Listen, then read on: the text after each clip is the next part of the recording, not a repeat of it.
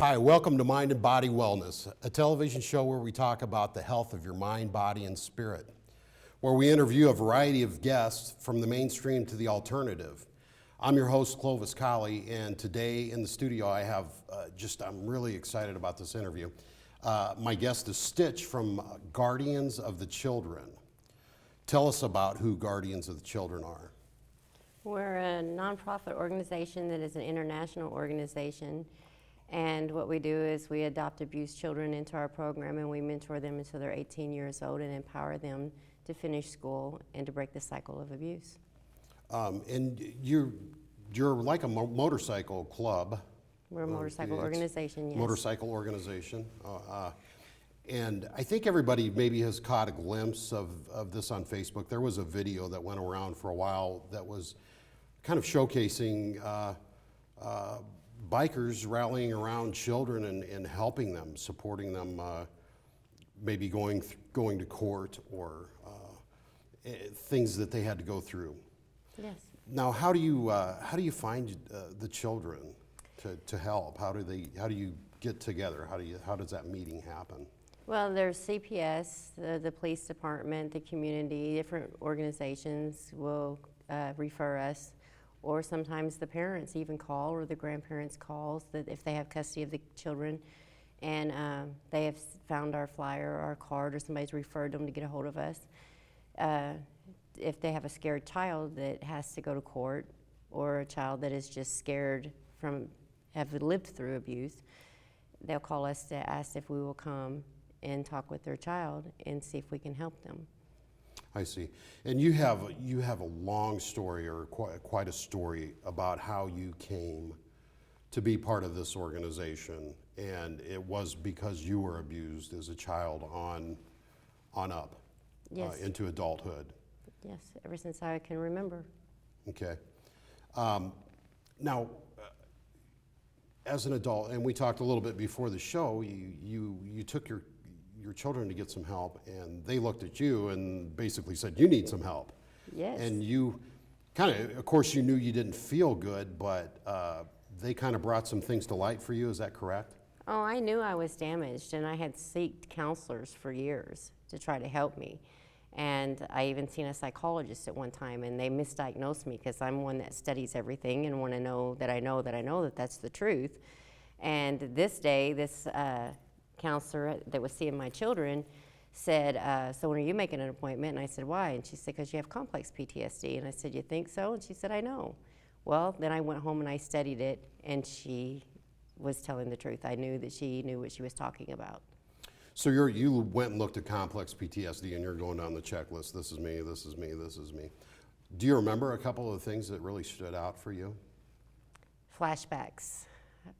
Triggers, when somebody does something to you that makes you feel the way that you felt during the time of abuse, the anxieties, the insomnia, the fear of what's going to happen next, and reliving that situation in your everyday life. Do you know, were you able to delineate some of the differences between just regular PTSD and complex PTSD? Complex means that you're just basically not comfortable in your own skin, and it's really hard to deal with. It really is, because just talking to somebody normally that has a loud voice for me, because my dad was very vocal and before he would knock you out. For me, that was triggering. Someone with PTSD, it usually has to be like if it was somebody that was in the military and it was gunfire, if firecrackers go off, that sets them off. Someone with complex. But they're able to know. They can go, yeah, I had bombs going off 5 feet from me. Mm-hmm. I know why I'm feeling bad and having flashbacks and getting kicked back to these events. Yeah. When you're suffering mental abuse, it's a little harder to put your finger on it, isn't it? Yes. I knew that there was issues. I knew that I had problems. I just didn't know how to fix them. And when I talked to the psychologist that day, I told him, I said, I have issues. These are my issues. I know why I have them, but I don't know how to fix them. And he told me, he said, well, what took years to get to, it's going to take years to come out of. That was his only response to me. And he told me I was a very intelligent person for figuring it out, but they offered no help. I see. They wanted to treat the depression. They wanted to treat the anxiety. They wanted to give me pills for this and this and this and this, and I'm not a pill popper. You talked about guardians of the children. You're clean people. You don't use alcohol and drugs in your get-togethers, and you're kind of all business. You're there for a reason. We're strictly for the kids. That's our whole purpose is for children, to help children, to empower them so they don't grow up like I did and end up marrying an abuser and then their children being abused and the abuse cycle continues. It's to try to break that cycle while these children are little and teach them that there is a better way and that everyone isn't abusive and it's not normal. How good of a job have you been able to do that? Oh, I think we do a wonderful job. So you're really able to get the message across to these kids and really change. Get them pointed in a different direction. Within 2 to 3 visits, the children they're not curled up in corners anymore. They are playing again. They're smiling again. Is most of that because they feel like they have somebody's got their back? Yes, they feel safe. And so maybe sometimes it's not even about therapy or knowledge. It's just feeling like they have somebody that's behind them. They know that we love them, truly love them, and they know that we're going to protect them and be there for them as a family. Once we adopt them, they stay until they're 18, and then if they want to be a full patch member, they can roll on over and be a full patch member to help kids keep the cycle going. I mean, this is an amazing story, and you know, we were in the lounge before the show started, and some of the things you were saying, I just having a hard time stopping myself from getting choked up. Now, hey, can you tell us maybe one thing that's really stuck out in your mind, a kid that you're able to just absolutely transform, or get just one that just really sticks out and go, God, we hit it over the fence that time? Well, we had one that I went and visited with, and the child was curled up in a corner, terrified. It took me probably an hour to get the child to relax enough and I finally reached for their hand. And when I reached for their hand, they squeezed mine back. And then we just started talking. The next day when I went back, because I offered to spend the night with them, and they said no, they didn't know me, I said, well, I can sit on your porch so you can sleep. And they told me, that they would be fine that night. The next day when I went back and checked, they were standing at the door with a smile on their face and come running out and hugged me. That's quite a transformation in a pretty short period of time. Yes. Now, I can't help but think this has been probably the biggest part of your therapy or the biggest part of your recovering from what happened to you. Would you say that that's true, that this has been the biggest help for you? Yes, when I started writing with this organization, they empowered me. I was a mess. I couldn't even look at you. I cried all the time. I was anorexic. I didn't eat right. I would go 4 or 5 days without eating.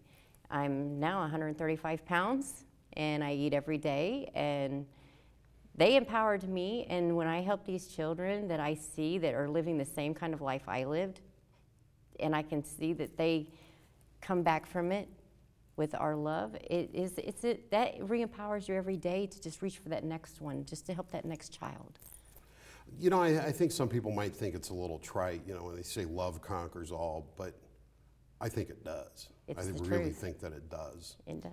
And when you're little and you're getting pounded on from your parents, possibly, or wherever it's coming from, I mean, that is horribly frightening. And I even remember being a kid and somebody maybe getting a little cross or angry, and that's absolutely horrifying for a child. Yes. How much better do you feel now? Are you operating pretty good in life, or are you still have trouble? The only trouble I have is still with my self-esteem and my self-worth, the way that I see myself, but I push past that to help the kids. I do have triggers when it comes to mean people, bullies. That because I was bullied as a child all the way into my adult life. So you're getting it at home, and then you go to school and you're bullied at school, and so it's just nonstop. Yeah, and then I grew up and married a bully, so I've only been free for 5 years. Yeah. So I have triggers with that. When somebody tries to bully me, then that triggers me. you maybe have some pretty deep core beliefs that you know, when we're kids, we form implicit beliefs that say the world's not a safe place, the world's a great place, and those really, really affect how we operate in the world.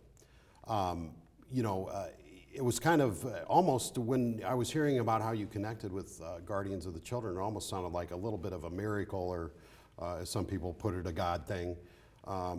You met your current guy and he happened to ride, and then you found out about Guardians of the Children and you say, I got to go do that. That's the thing I'm supposed to do. And you kind of, when you saw it, you knew it. Yeah, I told him, I said, can you get me, you know, can you take me to see these people? And he was all willing. And when he got me there, I was a hot mess. You know, I cried through the whole interview with them.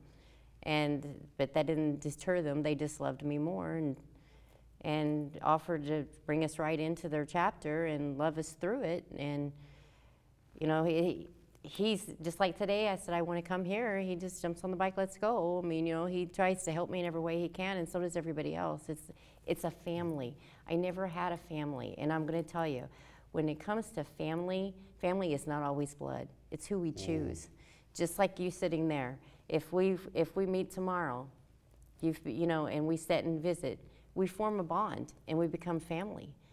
And that, you know, we stand beside each other day in and day out, no matter if you're here and I'm there. If you call me and you need an ear, I'm on the phone. You know, if you need me to come up here, I'm coming. That's what we do. We have members that come from South Dakota to visit. We have members that come from other places to visit, just to visit their family. Because we never had families. We formed our own families. And it's good. Now, I really liked your story about going and meeting with these people, and you were trying to talk in front of some people, and you had a little bit of a breakdown. Is that right? And Yes. So tell us what happened next. You were having a hard time talking. Well, I had to introduce myself, and I was like, oh my God, in front of all these people. I'm scared to death of crowds, scared to death of people. I had terrible anxiety. And I stood up and I said my name, and I was like, and the room started spinning, and I threw my hand up in the air, and I just was like, I have PTSD, I'm not crazy, but I'm having a panic attack. And 200 bikers comes rushing for me with their arms out and just hugs me. Now, these are people that have been through the same thing that you've been through. 90% of them have been abused. Okay. Who are the 10%? They're just people that want to help, or maybe like a spouse of somebody that's coming to support their spouse? Yeah, spouses, or just people that have compassion and understand.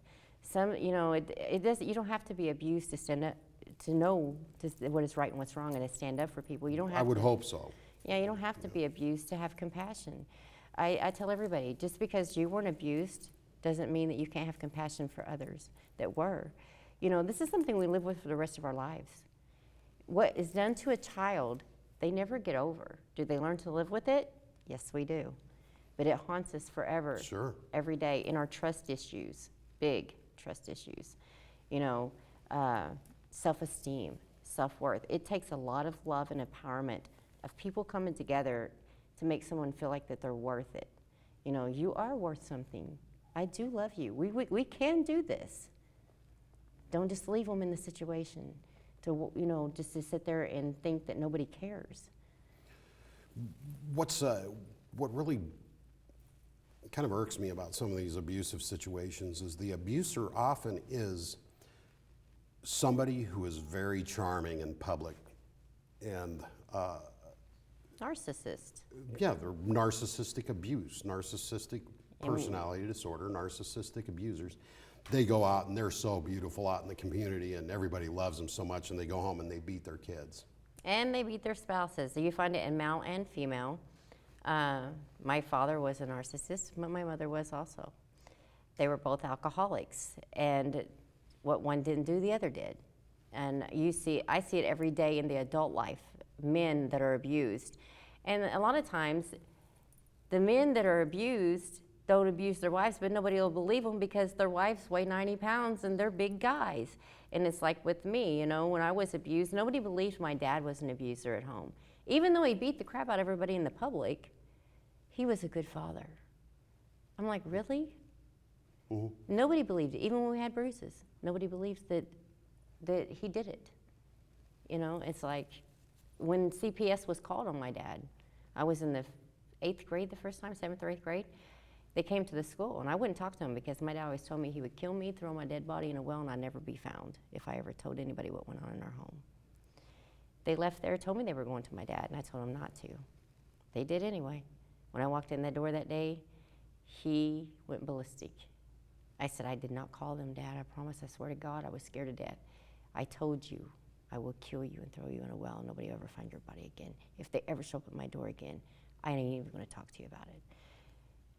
They left us there.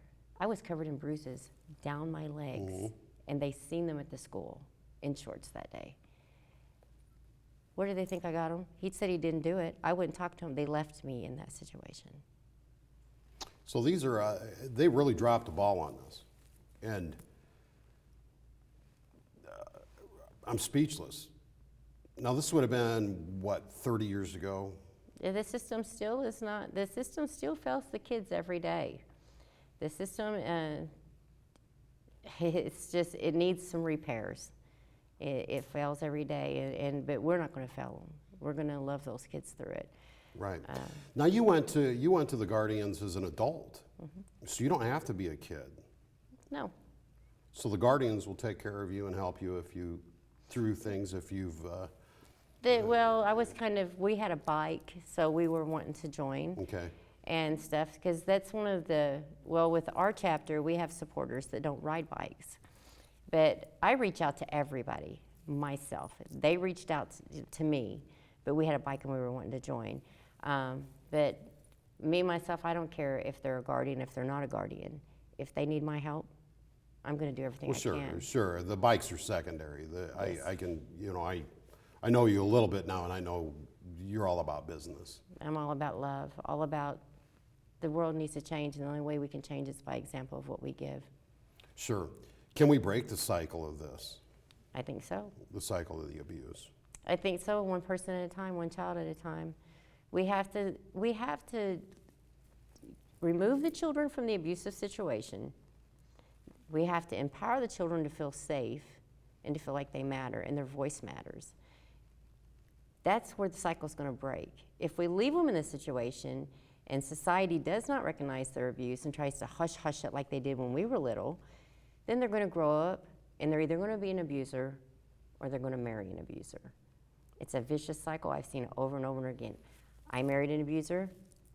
Right. My brother was the person an abuser. wants to unconsciously fix the problem. So they go out and find somebody that's the same as the person that abused them so they can close that loop. Now, I was drawn to that myself.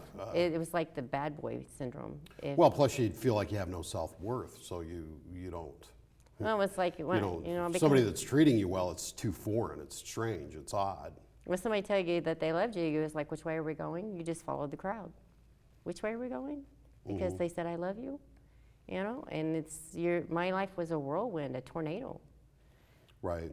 Now, what did your ex-husband was finally, he's not on the face of the planet anymore. He's gone now. He's in prison, but he's in prison. Okay. He was the first time he went to prison for, now this is where I'm going to tell you about the system. He beat my little girl when she was 3 years old with a 2x4. He went to prison for a year and pleaded guilty. He gets out, he's out less than 3 weeks. Body slams her in the floor, shoves a blanket down her throat and chokes her, puts my head through a door. He pleads guilty, he gets another year. Within 2 days, now I'd moved 100 miles each jump. Within 2 days, he's standing in my front yard. I called the police, they wouldn't do anything until he touched me. The last time he went to prison, they gave him 6 years for a meth lab. 6 years for drugs, just a year apiece for abuse on a child. For beating a baby. Yes, Yeah. that's the It's system. a little upside down. Yes. A little upside down. Now, we touched on it a little bit. Tell me about the men that have been abused. You're in contact with some fully grown men that are certainly have some physical stature, but maybe have been abused. And what does that look like? Well, I have a Facebook page that has got 40,000 followers, and I hit 100,000 views about every 4 days. But the first person I made contact with as a male that was abused was Bill Murray. He When I first made my public page, within 2 days, he contacted me. He runs NASCO, National Adult Survivors of Child Abuse, and wanted to interview me on his radio show. And I spent several hours talking to him on the phone, and he's an abuse survivor. He was raped as a child. And then the second one that made contact with me was another male, and his name was Rick, and he was abused and raped as a child. And he was suicidal the night that he contacted me off of my public page. And I posted his story without his name to it. And people from everywhere loved him through it. He's doing great today. And that was by the act of just reaching out and not being alone, letting people know that people care. And knowing that he has people that are standing beside him that went through the same thing. When I first made that page, I thought maybe we'd reach 100 people. I thought maybe 100 people. I never realized there's thousands of us survivors. I think it goes on so much more than we even know about. And it does need to be exposed, and it needs to be stopped. It does. Now, there are grown men that are abused by their wives, and that's a joke. It is, but And the if system you- doesn't recognize it. If you are a man and you're being abused by your wife, she's hitting you in the head with stuff and stealing your car keys and emotionally abusing you, you have no help. No, they don't. They do not recognize the males. For some reason, society has put the males as the stronger power, and they don't recognize the males that are being abused. It's just like with children, they sweep it under the rug. We don't want to hear it. You know, we don't want to hear that you're being abused. You're a man. And so they sweep it under the rug. And they tell you, well, how could you let a 90-pound woman beat the crap out of you? You know, Well, if you don't want to hit her back. Because you're a man. Men don't hit women. That's how they're raised, right? I'm sorry. If I was a male and a woman hit me, I'd hit her back because she put herself in that position. But men don't do that. Men don't do that. Boys do that. Men, they're just men. They're good guys, and a real man will not hit a woman, but a boy would. Right, and I agree with that. And I agree that we shouldn't hit each other, period. No, but if you ever came at me and hit me, then Absolutely. You got to defend yourself. If you're dishing it out, you might have it coming a little bit. But before it gets to that point, I really think we should be nice to each other. Turn around and run. No. Yeah, if you can. Sometimes you can't, and that's the bad part of it. Sometimes you can't get away from it. Well, being a survivor myself, I know how that works. It's like when I was married to my abuser, it was like scared to run, scared to stay. I figured either way I was going to be dead, but I might get another day longer if I stayed, you know. And it's like you love to hate them, and you pray for them to wreck on their way home so they never make it home. But then again, you don't want them to die. You know, I understand the whole thing. Sure. You know, it's you're on a roller coaster of emotions. It's just crazy. I lost my train of thought a little bit here. Now, how do the guys get help? Well, just like we had one that joined our chapter that was abused, and I knew he was abused the day I laid eyes on him. I sit and he had glasses on at first, and then when he took his glasses off, I was like, oh, I could just see the pain in his eyes, you know, and I knew that he had been abused as a kid. Child abuse survivors, for some reason, I know the minute I look at them. I don't know how, but I know. But anyways, when he joined our organization, it helped him so much. But it's empowering to the adult. I mean, if there's a guy that needs our help and they're riding a motorcycle, just when they join us, the empowerment is going to change them. So many people, you know, I've overcame so much in this organization, not even being able to get out in public. Riding a motorcycle, I was terrified. That was the first step. I finally, you know, got on the back of that bike. And after 20 miles, I rode that bike another 300. But the first 20 was rough because we stopped every 5 minutes. But it's empowering. You want to jump that hurdle. You want to do the next thing and the next thing. And then your mind just starts to heal. Each time that you jump a hurdle, your mind starts to heal and you're able to cope with things better. I'm not depressed anymore. I don't cry all the time. You know, I can actually speak to you. I can look you in the eye. Things I couldn't do, you know, and being a male survivor, so many men don't tell because they don't want to look weak. So they suffer alone. So if a male wants to get past all of their things they deal up here and they don't want to tell us, they don't have to tell us. They can just come be a part of our family, and we will help them any way we can. I see. Now, do you do some of the same things that that other motorcycle groups would do? Do you have runs and do you have barbecues? And We get together at each other's house for a barbecue. You have to come next time. I certainly will. We do motorcycle runs. We're a nonprofit, so we function off of donations. We just did fill a backpack for the kids.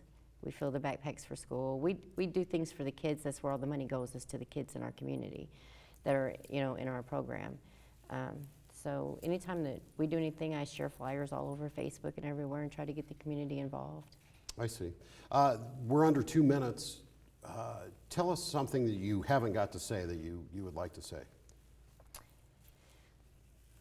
Join the Guardians. We're a great organization. Help some kids. Let's help some kids. It's all about the kids. It is. It is. Now, how do people help out the Guardians? How do they give some? How do they give some dough to the Guardians, or some financial support, or do you take items, school items? We things take like anything, any kind of items, anything they want to donate. They can send a check to straight to the bank into the Guardian Fund. Okay. Can they find that on your Facebook page, or? And I have a Guardian Seven Valleys Facebook page. Okay. Guardian Seven Valleys. Guardians of the Children Seven Valleys chapter. Okay. And so that's how they'd reach out to you, Stitch, on I run that through that page. Facebook page, and they could possibly find out how to join, how to support. If they have a kid that needs help, they could go to that page. They can go to that page and get a hold of me, and I'll give them my number immediately. Okay. All right. But my phone number is listed on that page too. Okay. Alrighty, well, we're under 30 seconds. This has been a fantastic interview. I want to have you on again, you know, maybe in a while, and have you tell us more about this organization. It was a beautiful story. Keep helping those kids. I'm Clovis Colley. This has been Mind and Body Wellness. This has been brought to you by Nebraska Counseling and Hypnosis Center. Tune in again, and thanks for watching today.